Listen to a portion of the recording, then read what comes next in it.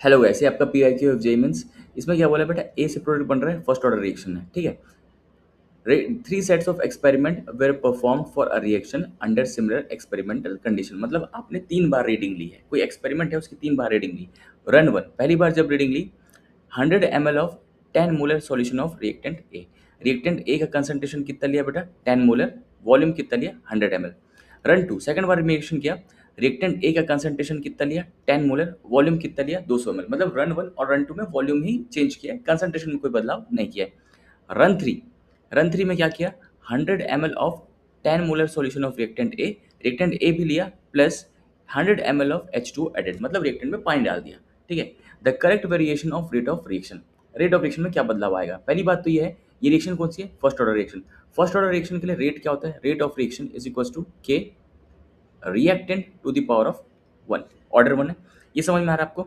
तो मेरे भाई रेट ऑफ रिएक्शन किस पे डिपेंड कर रहा, कंसंट्रेशन ऑफ रिएक्टेंट पे, ठीक है। तो पहली बार में कंसंट्रेशन कितना लिया, 10 मोलर। दूसरी बार में कंसंट्रेशन कितना लिया, 10 मोलर। अगर मेरे भाई रन और वन और रन टू में कंसंट्रेशन बराबर है, अगर कंसंट्रेशन बराबर है तो रेट भी क्या होगा, बराबर होगा।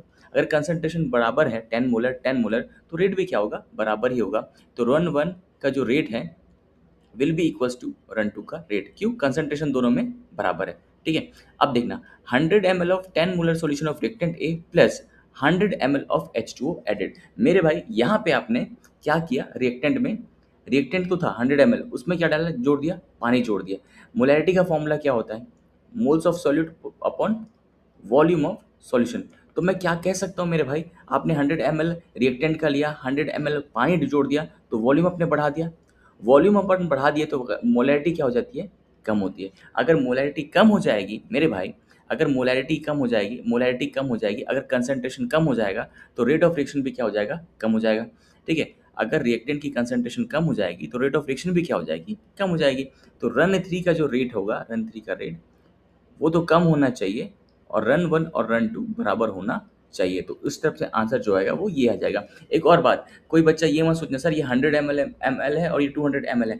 अगर आप वॉल्यूम बढ़ाते हैं तो कंसंट्रेशन में कोई फर्क नहीं पड़ता, ठीक है। आप कोका कोला की